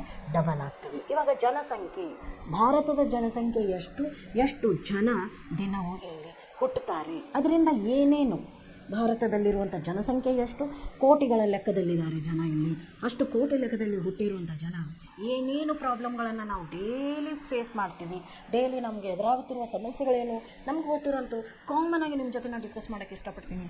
ಕಾಮನ್ ಆಗಿ ನಮ್ಗೆ ಏನು ಸಮಸ್ಯೆಗಳಪ್ಪ ಅಂದರೆ, ಒಂದು ಆಹಾರ ಸಮಸ್ಯೆ, ಎರಡನೇದು ನೀರು ಸರಿಯಾಗಿ ಸಿಗಲ್ಲ ನಮಗೆ ಕೆರೆ ಬಾವಿ ಗೀವಿ ಎಲ್ಲ ಬಂದಾಗ್ಬಿಟ್ಟಿವಿ ಜಾಸ್ತಿ. ನಮಗೆ ನೀರಿನ ಸಮಸ್ಯೆ ಎದುರಾಗ್ತಾ ಇದೆ. ಇರುವಂಥ ಸಂಪನ್ಮೂಲಗಳು, ಇವಾಗಲೇ ನಾನು ನಿಮಗೆ ಮಾತಾಡಿದೆ ನಾಗರಿಕರ ಕರ್ತವ್ಯದಲ್ಲಿ, ನಮಗಿರುವಂಥ ಸಂಪನ್ಮೂಲಗಳು ನಮ್ಮಲ್ಲಿ ಏನಾಗ್ತಿಲ್ಲ, ಸಾಲುತ್ತಿಲ್ಲ. ಹೀಗಾಗಿ ಸಮಸ್ಯೆಗಳು ಏನೇನು ಉಲ್ಬಣ ಆಗುತ್ತೆ. ಜನಸಂಖ್ಯಾ ಸ್ಫೋಟದಿಂದ ನಮಗೆ ಆಗುವಂತಹ ಉಪಯೋಗವೇನು, ಲಾಭಗಳೇನು, ನಷ್ಟಗಳೇನು ಅನ್ನೋದ್ರ ಬಗ್ಗೆನೂ ನಾವು ಅಲ್ಲಿ ಬರಿಬೇಕಾಗುತ್ತದೆ. ಫಸ್ಟ್ ನಾವು ಬರೆಯೋದು ನಿಬಂಧ ಅಂತ ಹೇಳಿದಾಗ ಫಸ್ಟ್ ಪಾಯಿಂಟ್ ಬರೆಯೋದು ನಾವು ಪ್ರಸ್ತಾವನ್. ಇದರಿಂದ ಮೊದಲನೇ ಪಾಯಿಂಟ್. ಎರಡನೇದು ಕಾರಣ ಬರಿಬೇಕು. ಕಾರಣ, ಏನಕ್ಕೆ ಜನಸಂಖ್ಯಾ ಸ್ಫೋಟ ಆಗ್ತಾ ಇದೆ, ಇದಕ್ಕೆ ಏನು ಕಾರಣ, ಇದನ್ನು ಯಾವ ರೀತಿ ನಿಯಂತ್ರಿಸಬಹುದು ಅನ್ನೋದ್ರ ಬಗ್ಗೆ ಇದರಲ್ಲಿ ನಮಗೇನಾಗಿದೆ ಕೊಟ್ಟಿದ್ದಾರೆ. ಇದರ ಆದ ಮೇಲೆ ಕಾರಣ ಏನು, ಅದು ಜನಸಂಖ್ಯಾ ಸ್ಫೋಟದಿಂದ ಮೂರನೇದು ಪರಿಣಾಮ ಏನಾಗ್ತಾ ಇದೆ, ಅದರ ಪರಿಣಾಮ ನಮಗೇನಾಗ್ತಾ ಇದೆ, ಜನಸಂಖ್ಯಾ ಸ್ಫೋಟದಿಂದ ನಮಗಾಗ್ತಿರುವಂಥ ಪರಿಣಾಮ ಯಾವುದು ಹೇಳಿದ ಅರ್ಥ ಆಯಿತು ಮಕ್ಕಳೇ. ಮೊದಲನೇದು ಪ್ರಸ್ತಾವನ, ಅದ್ರ ಬಗ್ಗೆ ಇಂಟ್ರಡಕ್ಷನ್ ಕೊಡಬೇಕು, ಅದ್ರ ಬಗ್ಗೆ ತಿಳುವಳಿಕೆ ಕೊಡಬೇಕು. ಏನಪ್ಪ ಇಂಟ್ರಡಕ್ಷನ್ ಹೇಳ್ಕೊಳ್ಳಿ,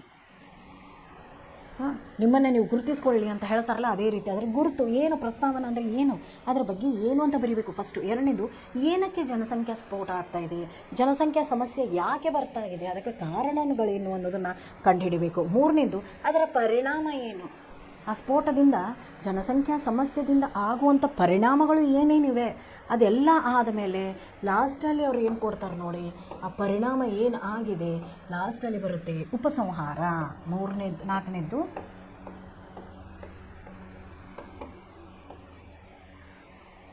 ಉಪಸಂಹಾರ. ಕನ್ನಡದಲ್ಲೂ ನಾವು ಇದನ್ನು ಉಪಸಂಹಾರ ಅಂತ ಬರಿತೀವಿ. ಉಪಸಂಹಾರ ಅಂತ ಹೇಳಿ ಬರೆದಾಗ ಇದು ನಿಮಗೆ ಯಾವ ರೀತಿ ಅನಿಸುತ್ತೆ, ನಿಮ್ಮ ವಿಚಾರ ಏನು, ನಿಮ್ಮ ವಿಚಾರವನ್ನು ವ್ಯಕ್ತಪಡಿಸೋದಿಲ್ಲ. ಉಪಸಂಹಾರದಲ್ಲಿ ಏನು ಮಾಡಬೇಕು, ನಿಮ್ಮ ವಿಚಾರ ಏನು. ಇವಾಗ ನಾನು ಒಂದು ಟಾಪಿಕ್ ಕೊಟ್ಟೆ, ಆ ಟಾಪಿಕ್ ಬಗ್ಗೆ ನೀವೆಲ್ಲ ಮಾಡಿದ್ರಿ, ಅದಾದ ಮೇಲೆ ನಿಮ್ಮ ವಿಚಾರ ಏನು ಅನ್ನೋದನ್ನು ನೀವೇನು ಮಾಡಬೇಕಲ್ಲಿ, ನಿಮಗೆ ಅದು ಲಾಭ ಅನಿಸುತ್ತೋ, ಪರಿಣಾಮದಲ್ಲಿ ಬರುತ್ತದು. ಪರಿಣಾಮದಲ್ಲಿ ಲಾಭ ಮತ್ತು ನಷ್ಟ,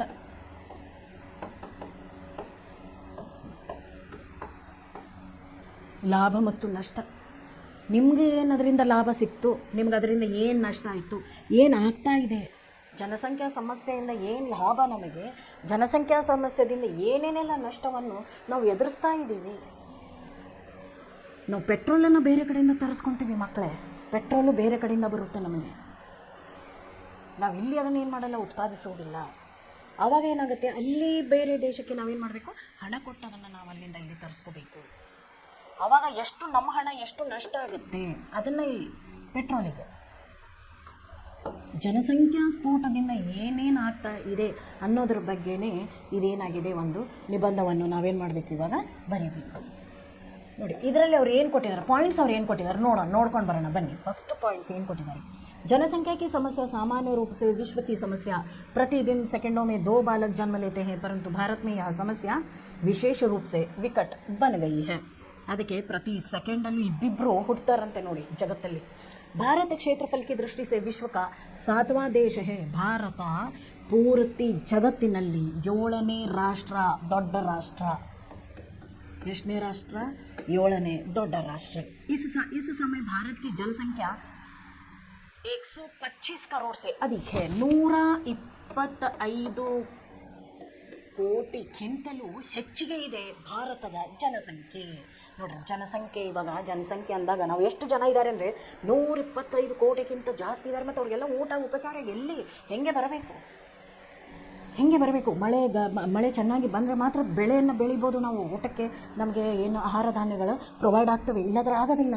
ಜನಸಂಖ್ಯಾ ವೃದ್ಧಿ की वर्तमान गति से अनुमान की सन 2020 के तक भारत की जनसंख्या ಈ 125 करोड़ से कई गुना अधिक होगी.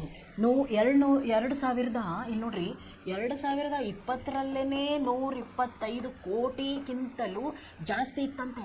ಇವಾಗ ನಾವು 2025ರಲ್ಲಿದ್ದೀವಿ. ಎಷ್ಟು ಪಟ್ಟು ಜಾಸ್ತಿ ಆಗಿರ್ಬೋದು ವಿಚಾರ ಮಾಡಿ ನೀವು, ಎಷ್ಟು ಪಟ್ಟು ಜಾಸ್ತಿ ಆಗಿರಬಹುದು. कारण ಏನು ಅಂತ ಕೊಟ್ಟಿದ್ದಾರೆ ನೋಡಿ. विज्ञान की उन्नति के साथ चिकित्सा एवं समस्या की सुविधाओं में उन्नति हुई है. फलतः जन्म लेने वाले शिशुओं की मृत्यु दर में कमी हुई है. ನೋಡಿ ಮಕ್ಕಳು ಇವಾಗ ಯಾಕಂದರೆ ವಿಜ್ಞಾನ ತುಂಬ ಮುಂದುವರೆದಿದೆ, ಹೀಗಾಗಿ ಮಗು ಕೂಡ ಏನು ಹೆಲ್ದಿಯಾಗಿ ಚೆನ್ನಾಗಿ ಆರೋಗ್ಯಕರವಾಗಿರುವಂಥ ಮಗು ಹುಟ್ಟುತ್ತಾ ಇದೆ. ಅದರದ್ದು ಸಾಯುವ ಪ್ರಮಾಣ, ಮರಣದ ಪ್ರಮಾಣ ಕಡಿಮೆಯಾಗಿದೆ. ಜನಸಂಖ್ಯೆ ಹೆಚ್ಚಿಗೆ ಆಗೋದಕ್ಕೆ ಕಾರಣ ಮರಣದ ಪ್ರಮಾಣ ಕಡಿಮೆ. ಮರಣದ ಪ್ರಮಾಣ ಏನಾಗಿದೆ? ಕಡಿಮೆ ಆಗಿರೋದ್ರಿಂದ ಅದೇನಾಗ್ತಾ ಇದೆ? ಹೆಚ್ಚಿಗೆ ಆಗ್ತಾ ಇದೆ, ಜನರು ಹೆಚ್ಚಿಗೆ ಆಗ್ತಿದ್ದಾರೆ. तथा औसत आयु में वृद्धि हुई है. यानी आजकल एक भारतवासी पहले की अपेक्षा अधिक समय तक जीवित रहता है. ನೋಡಿ ಇವಾಗ ಬಂದಿರುವಂತಹ ಔಷಧಿಯಿಂದ ಇವಾಗ ಬಂದಿರುವಂತಹ ಔಷಧಿಗಳಿಂದ ಮನುಷ್ಯ ತುಂಬ ತಡವಾಗಿ ಸಾಯ್ತಾ ಇದ್ದಾನೆ, ಬೇಗ ಸಾಯಲ್ಲ. ಇದು ಇದಕ್ಕೆ ಕಾರಣನೇ.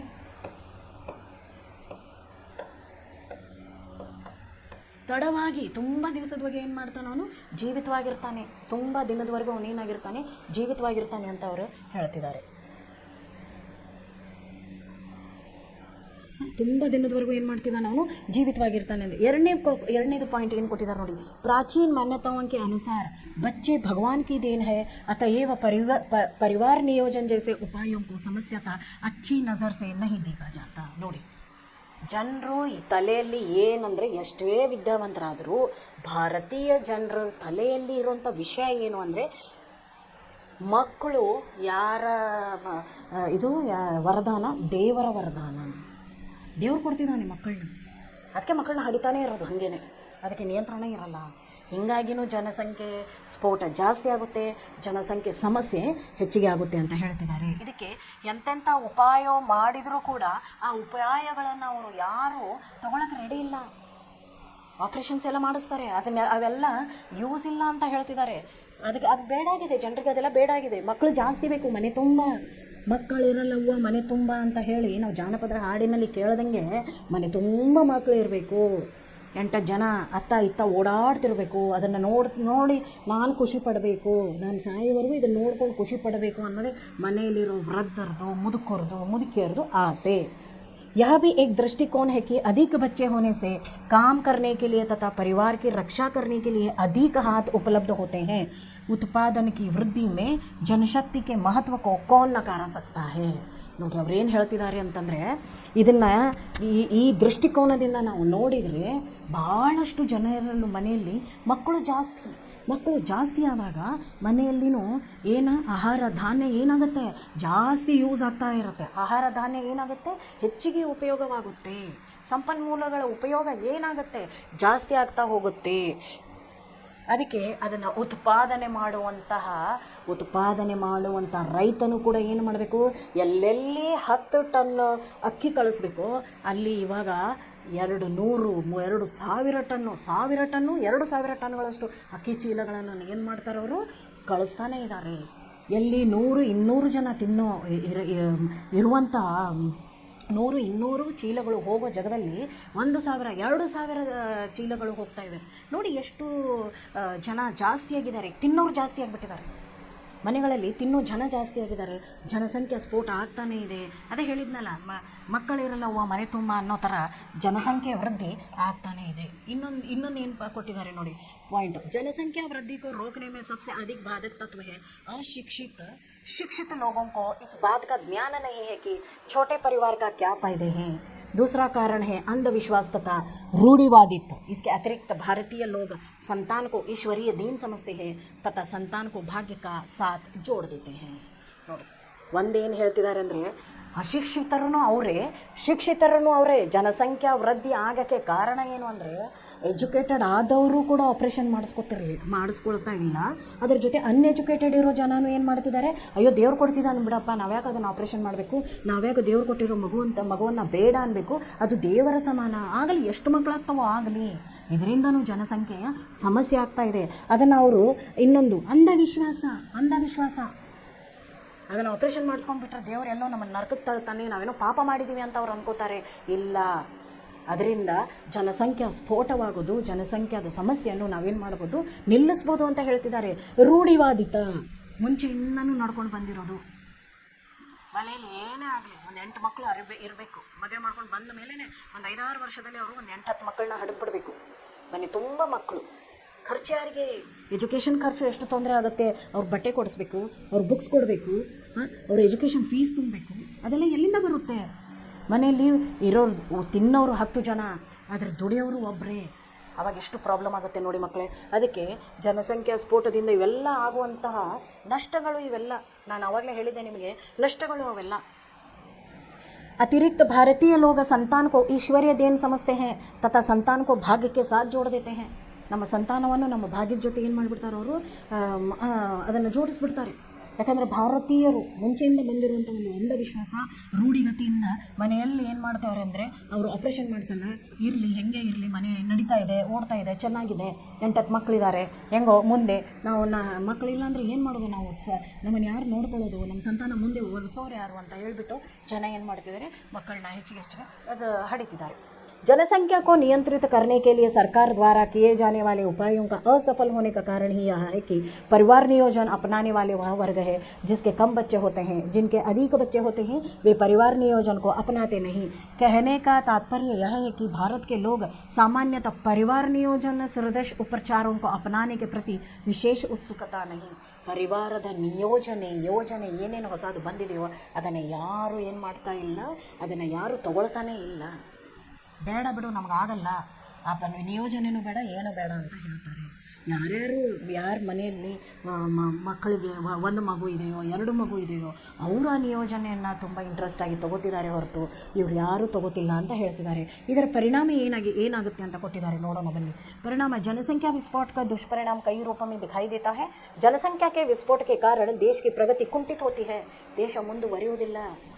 ದೇಶ ಮುಂದುವರಿಯೋಕ್ಕೆ ಎಲ್ಲ ರೀತಿ ಸಂಪನ್ಮೂಲಗಳನ್ನು ಉಪಯೋಗ ಮಾಡಿಸ್ಕೊಂಡು ದೇಶ ಮುಂದುವರಿಬೇಕು. ಆ ಸಂಪನ್ಮೂಲಗಳನ್ನ ಎಲ್ಲಿ ಯೂಸ್ ಮಾಡ್ತಾ ಇದೆ, ಇಲ್ಲಿರುವಂಥ ಜನರ ಮೇಲೇ ಜಾಸ್ತಿ ಉಪಯೋಗ ಆಗೋದ್ರಿಂದ ದೇಶ ಮುಂದುವರಿಯೋದಿಲ್ಲ ಅಂತ ಹೇಳ್ತಿದ್ದಾರೆ. कितने ही महत्वाकांक्षी कार्यक्रम बनाए जाए अपेक्षित परिणाम नहीं दे पाते. पिछली 12 पंचवर्षीय योजनाओं में अधिक जनसंख्या के कारण बहुनी साबित हुई है. कितनी भी सुनियोजित एवं सुविचारित योजना बनाई जाए वह कारागार नहीं होती, क्योंकि जब तक योजना की अवधि पूरी होती है तब तक जनसंख्या इतनी अधिक हो जाती है कि योजना का सफल उभर कर नहीं आता. ಎಲ್ಲಿ ಪಂಚವಾರ್ಷಿಕ ಯೋಜನೆಗಳನ್ನು ಇವಾಗ ಸರ್ಕಾರ ಮಾಡುತ್ತಿದೆಯೋ ಆ ಸರ್ಕಾರ ಪಂಚವಾರ್ಷಿಕ ಪಂಚವಾರ್ಷಿಕ ಅಂದರೆ 5 ವರ್ಷದ ಯೋಜನೆ. ಇವಾಗ ಈ 5 ವರ್ಷದ ಯೋಜನೆಯನ್ನು ಪೂರ್ತಿ ಮಾಡೋಷ್ಟರಲ್ಲೇ ಇಲ್ಲಿ ಇನ್ನೊಂದು ಸ್ವಲ್ಪ ಏನಾಗ್ಬಿಡುತ್ತೆ, ಜನಸಂಖ್ಯಾ ಸ್ಫೋಟ ಹೆಚ್ಚಿಗೆ ಆಗಿಬಿಡುತ್ತೆ. ಇದು 5 ವರ್ಷಕ್ಕೆ ಅಂತ ಬರೀ 50 ಜನರಿಗೆ ಅಂತ ಇಟ್ಕೊಳ್ಳಿ. 50 ಜನರಿಗೆ ಒಂದು ಯೋಜನೆ ಮಾಡಿದ್ದೀವಿ, ಅದು 5 ವರ್ಷವೂ ನಡೆಯುತ್ತೆ ಅಂತ ಇಟ್ಕೊಳ್ಳಿ. 50 ಜನರಿಗೆ 5 ವರ್ಷ ಒಂದು ಯೋಜನೆ ಇಡಬೇಕಾದ್ರೆ ಅದೇ 50ಕ್ಕೆ ಇನ್ನೊಂದು 50 ಸೇರಿಕೊಂಡು 100 ಜನ ಹುಟ್ಟುಬಿಟ್ಟಿರ್ತಾರೆ 5 ವರ್ಷದಲ್ಲಿ. ಆವಾಗ ಆ ಯೋಜನೆಗಳು 100 ಜನರಿಗೆ ಲಾಗುನೇ ಆಗೋದಿಲ್ಲ. ಅದನ್ನು 50 ಜನರೇ ಅದನ್ನು ಏನು ಮಾಡ್ಬೋದು, ಫಾಲೋ ಮಾಡ್ತಾ ಹೋಗ್ಬೋದು. 50 ಜನರೇ ಅದನ್ನು ತೊಗೋಬೋದು ಹೊರತು ಇನ್ನು 50 ಜನರಿಗೆ ಎಲ್ಲಿಂದ ತರೋಣ? ಹೀಗಾಗಿ ಸಮಸ್ಯೆಗಳು ಏನಾಗ್ತಾ ಇದೆ, ಹೆಚ್ಚಿಗೆ ಆಗ್ತಾ ಇವೆ. ಆ ಸಮಸ್ಯೆಗಳಾಗಲಿ ಯೋಜನೆಗಳಾಗಲಿ ಜನರು ಜಾಸ್ತಿ ಜನಸಂಖ್ಯಾ ಸ್ಫೋಟ ಆಗೋದ್ರಿಂದ, ಜನರು ಜಾಸ್ತಿ ಮಕ್ಕಳೆಲ್ಲ ಜಾಸ್ತಿ ಹುಟ್ಟೋದ್ರಿಂದ ಇದನ್ನು ನಾವು ಸಫಲ ಯೋಜನೆಯನ್ನು ನಾವು ಬರೋಬ್ಬರಿ ನಾವೇನು ಮಾಡೋಕ್ಕಾಗಲ್ಲ, ಸಫಲಪೂರ್ವಕವಾಗಿ ಮಾಡೋಕ್ಕಾಗಲ್ಲ ಅಂತ ಹೇಳ್ತಿದ್ದಾರೆ. ಜನಸಂಖ್ಯಾ ವಿಸ್ಫೋಟಕ್ಕೆ ಕಾರಣ ಬೇಕಾರಿ ಕಿ ಸಮಸ್ಯೆ ಮೇ ಭಿ ವೃದ್ಧಿ ಹುಯಿ ಹೈ. ಬೇಕಾರಿ ಕಿ ಸಮಸ್ಯೆ ಅಂದರೆ ನಿರುದ್ಯೋಗ ಸಮಸ್ಯೆ. ನೋಡಿ, ಇದರಿಂದ ಏನೇನು ಇದು ಪರಿಣಾಮ ಏನು ಅಂದರೆ, ಒಂದು ನಿರುದ್ಯೋಗ ಸಮಸ್ಯೆ. ಒಂದು ಆಫೀಸಲ್ಲಿ 10 ಜನ ಬೇಕು, ಇನ್ನು 15 ಜನ ಹಾಗೆ ಸುಮ್ಮನೆ ತಿರುಗಾಡ್ತಿದ್ದಾರೆ. ಅವ್ರಿಗೆ ಎಲ್ಲಿಂದ ತರೋಣ ಕೆಲಸನೇ ಇಲ್ಲ. ನಿರುದ್ಯೋಗ ಸಮಸ್ಯೆ ಅದರಿಂದ ಬರ್ತಾ ಇದೆ. ಕ್योंकि जिस गति से जनसंख्या बढ़ी है उस गति से रोजगार के साधन वृद्धि नहीं हुए. ಅಂಥವ್ರಿಗೆ ಕೆಲಸನೇ ಇಲ್ಲ. ಒಂದೊಂದು ಮನೆಯಲ್ಲಿ 8 ಜನ 10 ಜನ ಇದ್ದಾರೆ. ಆ 10 ಜನರೇ ಒಂದು ಆಫೀಸಿಗೆ ಬಂದುಬಿಟ್ರೆ ಇನ್ನು ಬೇರೆ ಜನರಿದಾರಲ್ಲ, ಬೇರೆ ಕುಟುಂಬದಲ್ಲಿರೋ ಜನರಿಗೆ ನಾವು ಎಲ್ಲಿಂದ ಕೆಲಸ ಕೊಡೋಣ? ಹೀಗಾಗಿನೂ ಜನಸಂಖ್ಯಾ ಸ್ಫೋಟದಿಂದ ಇದೇ ಪ್ರಾಬ್ಲಮ್ಮು ಶುರುವಾಗಿರೋದು. ನೌಕರಿಯೋಂ ಕಿ ಸಂಖ್ಯೆ ಸೀಮಿತ ರೈತಿ ಹೇ. ನೋಡಿ, ನೌಕರಿ ಮಾಡೋದು ಕಡಿಮೆ, ನೌಕರಿ ಸಂಖ್ಯೆ ಸೀಮಿತವಾಗಿದೆ. ಇಷ್ಟೇ ನೌಕರಿಗೆ ಇಷ್ಟೇ ಇದೆ, ಎರಡೇ ಇದೆ ಜಗ. ಅಲ್ಲಿ ನನಗೆ ಕೆಲಸ ಬೇಕ್ರಿ ಅಂದಾಗ, ಹೌದ್ರಿ ಇದೆ, ಆದರೆ 2 ಸೀಟ್ ಖಾಲಿ ಇದೆ, ನೀವು 20 ಜನ ಇದ್ದರೆ 20 ಜನರಲ್ಲಿ ಯಾರಿಗೆ ಕೊಡಬೇಕು ಅವರು? ಅದಕ್ಕೆ ಅಂತ ಅವರು ಪರೀಕ್ಷೆ ನಡೆಸ್ತಾರಲ್ಲಿ. ಹಾಗೆ ಪರೀಕ್ಷೆ ನಡೆಸಿ ಏನು ಮಾಡ್ತಾರೆ, ಅದರಲ್ಲಿ ಪಾಸ್ ಆದವ್ರಿಗೆ ಅವರು ಕೆಲಸವನ್ನು ಕೊಡ್ತಾರೆ. ಹಮಾರೆ ಅನೇಕ ಯುವತಿಯ ಬೇರೋಜ್ಗಾರ್ ಬನೆ ಹೇ. ಎಷ್ಟೋ ಯುವಕರು ಯುವತಿಯರು ಇವತ್ತು ಏನಾಗಿ ಸುಮ್ಮನೆ ಸುತ್ತಾಡ್ತಿದ್ದಾರೆ, ನೌಕರಿನೇ ಇಲ್ಲ. ಚೆನ್ನಾಗಿ ಓದಿದ್ದಾರೆ, ಆದರೆ ಅವ್ರ ಹತ್ರ ಏನಿಲ್ಲ, ನೌಕರಿ ಇಲ್ಲ ಅಂತೆ ಸುಮ್ಮನೆ ಸುತ್ತಾಡ್ತಿದ್ದಾರೆ. ಇದು ಕೂಡ ನಮಗೇನಾಗಿದೆ, ಪ್ರಾಬ್ಲಮ್ ಆಗ್ತಾ ಇದೆ. ಇದರಿಂದನೂ ನಮಗೆ ತುಂಬ प्रॉब्लम ಬರ್ತಾ ಇದೆ. जनसंख्या की वृद्धि के कारण अपराधों में वृद्धि हुई है तथा पर्यावरण प्रदूषण समस्या उत्पन्न हो गई है. पर्यावरण प्रदूषण के फलस्वरूप बीमारियां फैलती है और समाज को स्वस्थ रखने की समस्या उत्पन्न हो जाती है. ನೋಡಿ, ಜನಸಂಖ್ಯೆ ಜಾಸ್ತಿ ಆಗೋದ್ರಿಂದ ಆ ಪ್ರದೇಶಗಳು ಕ್ಲೀನ್ ಇರಲ್ಲ. ಜನ ಎಲ್ಲೆಲ್ಲಿ ಬೇಕೋ ಅಲ್ಲೆಲ್ಲೇ ಮಲಮೂತ್ರ ವಿಸರ್ಜನೆ ಮಾಡ್ತಾರೆ. ಆವಾಗ ನಾವು ಈ ಸಂಪನ್ಮೂಲಗಳನ್ನು ಸರಿಯಾಗಿ ಯೂಸ್ ಮಾಡ್ಕೊಳಕ್ಕಾಗಲ್ಲ, ಸ್ವಚ್ಛವಾಗಿರೋಕ್ಕಾಗಲ್ಲ. ಅದರಿಂದ ಏನಾಗ್ತದೆ, ಜಾಸ್ತಿ ಜನ ಅಲ್ಲೆಲ್ಲ ಸೇರ್ಕೊಂಡು ಬಿಟ್ಟರೆ ಅಲ್ಲೇನಾಗುತ್ತೆ, ಸ್ಲಮ್ ಏರಿಯಾಸ್ಗಳು ರೆಡಿ ಇರ್ತವೆ. ಅಲ್ಲಲ್ಲೇ ಅವ್ರಿಗೇನಾಗುತ್ತೆ, ಅಲ್ಲಲ್ಲೇ ಕಂಡಲ್ಲೇ ಅವರು ಅಲ್ಲೇ ಪಾತ್ರೆ ತೊಳೆಯೋದು, ಅಲ್ಲೇ ಸ್ನಾನ ಮಾಡೋದು, ಅಲ್ಲೇ ಬಟ್ಟೆ ಒಗೆಯೋದು, ಅಲ್ಲಿಂದ ಸ್ವಲ್ಪ ಮುಂದೆ ಹೋದರೆ ಅಲ್ಲೇ ಮಲಮೂತ್ರ ವಿಸರ್ಜನೆಗಳನ್ನು ಮಾಡೋದು. ಈ ರೀತಿ ಮಾಡೋದ್ರಿಂದ ಪ್ರದೇಶ ಕ್ಲೀನ್ ಇರಲ್ಲ, ಸಮಸ್ಯೆಗಳು ಜಾಸ್ತಿ ಆಗ್ತವೆ, ರೋಗಗಳು ಉಲ್ಬಣವಾಗ್ತವೆ, ಡಬಲ್ ಆಗ್ತವೆ ಅಂತ ಅವ್ರು ಏನು ಮಾಡ್ತಿದ್ದಾರೆ, ಹೇಳ್ತಿದ್ದಾರೆ. ವಸ್ತುओं की मूल्य वृद्धि का एक प्रमुख कारण भी बढ़ती हुई जनसंख्या. ನೋಡಿ, ಜನಸಂಖ್ಯೆ ಜಾಸ್ತಿ ಆಗೋದ್ರಿಂದ ವಸ್ತುಗಳನ್ನು ಖರೀದಿ ಅದನ್ನು ನಾವು ಮಾರ್ತೀವಿ, ಖರೀದಿ ಮಾಡ್ತೀವಿ. ಅದರ ಹಣದಲ್ಲೂ ಕೂಡ ಏನಾಗುತ್ತೆ, ಹೆಚ್ಚಿಗೆ ಆಗೋಕ್ಕೆ ಸಾಧ್ಯ ಅಂತ ಹೇಳ್ತಿದ್ದಾರೆ. ಉತ್ಪಾದನೆ ಕಿ ತುಲನಾ ಮೇ ಜಬ್ ಕಿಸಿ ವಸ್ತು ಕಿ ಮಾಂಗ್ ಅಧಿಕ್ ಹೋ ತೋ ವಸ್ತು ಕೆ ಮೂಲ್ಯ ಮೇ ವೃದ್ಧಿ ಹೋ ಜಾತಿ ಹೈ. ನೋಡ್ರಿ, ಎಲ್ಲಿ 2 ಚಾಕ್ಲೇಟ್ ಹೋಗಬೇಕು ಅಲ್ಲಿ 8-10 ಚಾಕ್ಲೇಟ್ ಹೋಗ್ತಾ ಇದ್ದಾಗ ಆ ಚಾಕ್ಲೇಟನ್ನು ಮಾಡುವಂಥ ಕಂಪನಿ ಹೆಚ್ಚಿಗೆ ಚಾಕ್ಲೇಟನ್ನು ಉತ್ಪಾದಿಸಬೇಕು. ಅದಕ್ಕೆ ಹೆಚ್ಚಿನ ಏನು ಬೇಕು, ಕಚ್ಚಾ ವಸ್ತುಗಳು ಬೇಕು. ಕಚ್ಚಾ ವಸ್ತುಗಳಿಗಾಗಿ ಹೆಚ್ಚಿಗೆ ಹಣವನ್ನು ಹಾಕಿ ಅದು ತೊಗೊಂಡು ಬರಬೇಕು. ಹೀಗಾಗಿನೂ ಕೂಡ ಸಮಸ್ಯೆಗಳು ಹೆಚ್ಚಿಗೆ ಆಗ್ತವೆ ಅಂತ ಅವ್ರು ಏನು ಮಾಡ್ತಿದ್ದಾರೆ, ಹೇಳ್ತಿದ್ದಾರೆ. ಜನಸಂಖ್ಯಾ ವೃದ್ಧಿಗೆ ಕಾರಣ ದಿನ ಪ್ರತಿದಿನ ಮಹಂಗಾಯಿ ಬಡ್ ರಹಿ ಹೈ. ಎಲ್ಲ ಕಡೆ ತುಟ್ಟಿನೂ ಜಾಸ್ತಿ ಆಗಿದೆ. ಜನಸಂಖ್ಯಾ ಸ್ಫೋಟದಿಂದ ಎಲ್ಲ ಕಡೆ ಏನಾಗಿದೆ, ಎಲ್ಲ ತುಟ್ಟಿ ಜಾಸ್ತಿ, ಎಲ್ಲರ ಹೆಚ್ಚಿಗೆ ಹಣ ಎಲ್ಲಿಂದ ತರೋಣ? 1600 ರೂಪಾಯಿ ಕಿಲೋಗೆ 1 ಚೀಲ ಅಕ್ಕಿ, 200 ರೂಪಾಯಿ ಕಿಲೋ ತೊಗರಿಬೇಳೆ. ಮನೆಯಲ್ಲಿ ತಿನ್ನೋರು 6 ಜನ 7 ಜನ, 1 ಕಿಲೋ ತೊಗರಿಬೇಳೆ 1 ತಿಂಗಳಿಗೆ ಸಾಲುತ್ತಾ? ಸಾಲೋದಿಲ್ಲ. ಇದಕ್ಕೆಲ್ಲ ಏನು ಕಾರಣ? ಜನಸಂಖ್ಯೆ ಕಾರಣ. ತಂದೆ ತಾಯಿ 2 ಮಕ್ಕಳು, ಅಜ್ಜ ಅಜ್ಜಿ ಇದ್ದಲ್ಲೇ ನಾವು ಏನು ಮಾಡ್ತೀವಿ, ಜನನೇ ಜಾಸ್ತಿ. ಮನೆಗೆ ಒಬ್ಬರು ಎಲ್ಲಿಂದಾರು ಊರಿಂದ ಬಂದುಬಿಟ್ರೆ ಅವರೊಬ್ಬರಿಗೆ ಎಲ್ಲ ಮಾಡಿ ಹಾಕೋದ್ರಲ್ಲಿ ನಾವೇನು ಮಾಡಿಬಿಡ್ತೀವಿ, ಸುಸ್ತಾಗಿಬಿಡ್ತೀವಿ. ಜನಸಂಖ್ಯಾ ಸ್ಫೋಟ ನೋಡಿ, ಮನೆಗೆ ಬಂದಂತಹ ಒಂದು ಅತಿಥಿನೇ ನಮಗೆ ಹೆಚ್ಚಿಗೆ ಅನಿಸಿದಾಗ ನೀವೇ ವಿಚಾರ ಮಾಡಿ, ದೇಶಕ್ಕೆ ಸೆಕೆಂಡಲ್ಲಿ 2-3 ಜನ ಹೋಗ್ತಾರಂತೆ. ದೇಶ ಅವ್ರಿಗೆಲ್ಲ ಎಲ್ಲಿಂದ ಆಹಾರವನ್ನು ಉತ್ಪಾದನೆ ಮಾಡುತ್ತೆ, ದೇಶ ಎಲ್ಲಿಂದ ತರುತ್ತೆ, ಎಲ್ಲಿಂದ ಅವ್ರಿಗೆ ಕೊಡುತ್ತೆ ಅನ್ನೋದನ್ನು ವಿಚಾರ ಮಾಡಿ. ಇದರ ಉಪಚಾರ ಏನು ಅಂತ ಕೇಳ್ತಿದ್ದಾರೆ. हम सबका यह कर्तव्य है कि समस्या के निराकरण में पूरा योगदान दें. व्यक्तिगत रूप में परिवार को छोटे से छोटा रखने का प्रयास करें. ನಮ್ಮ ಏನಂತ ಹೇಳ್ತಾರೆ, ನಮ್ಮ ಕುಟುಂಬವನ್ನು ಚಿಕ್ಕದಾಗಿ ಇಟ್ಕೊಳ್ಳಿ ಅಂತ ಹೇಳ್ತಿದ್ದಾರೆ. ಇದಕ್ಕೆ ಕಾರಣ, ಪರಿಹಾರ ಏನು ಅಂತಂದರೆ ಚಿಕ್ಕ ಕುಟುಂಬ, ಚೊಕ್ಕ ಕುಟುಂಬ. ಅಲ್ಲಿ ತಂದೆ ತಾಯಿ ಮಗ ಮಗಳು ಇಷ್ಟು ಚಿಕ್ಕ ಕುಟುಂಬ, ಚೊಕ್ಕ ಕುಟುಂಬ.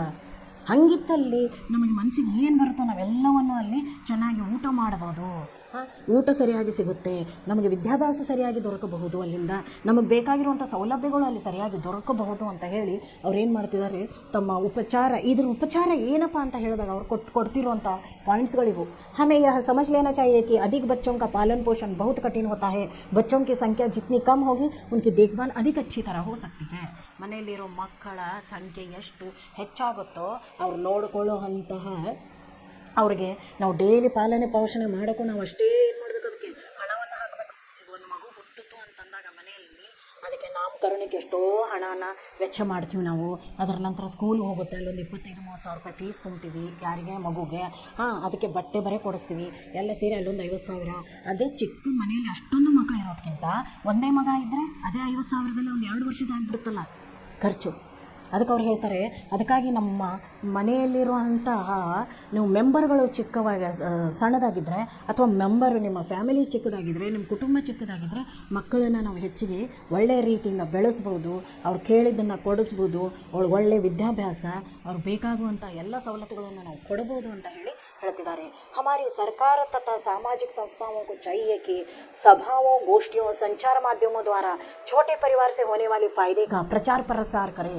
ನೋಡಿ ಅವ್ರೇನು ಹೇಳ್ತಿದ್ದಾರೆ ಅಂದರೆ, ನಮ್ಮ ಸಾಮಾಜಿಕ ಸಂಸ್ಥೆಗಳು ನಮ್ಮ ದೇಶ ಏನು ಮಾಡಬೇಕಂದ್ರೆ, ಚಿಕ್ಕ ಚಿಕ್ಕ ಸಮುದಾಯ ಭವನಗಳಲ್ಲಿ ಅಥವಾ ಈ ರೋಡ್ ಮೇಲೆ ಬರ್ತಿರುವಂಥ ಬೀದಿ ನಾಟಕಗಳಿಂದ ಜನರ ಮನಸ್ಸಲ್ಲಿ ಒಂದು ಹೊಸ ವಿಚಾರವನ್ನು ಹಾಕಬೇಕು. ಅದೇನು ಹೊಸ ವಿಚಾರ ಹಾಕಬೇಕು ಅಂತಂದರೆ, ಏನು ಚೊಕ್ಕವಾದಂಥ ಕುಟುಂಬವನ್ನು ಹಾಕಬೇಕು ಅಂತ ಅವ್ರು ಏನು ಹೇಳ್ತಿದ್ದಾರೆ. ಅಂದರೆ ಬೀದಿ ನಾಟಕ ಮೂಲಕ ತೋರಿಸ್ಬೇಕು, ನೀವು ಜನರಿಗೆ ಅರಿವನ್ನು ಮೂಡಿಸ್ಬೇಕು.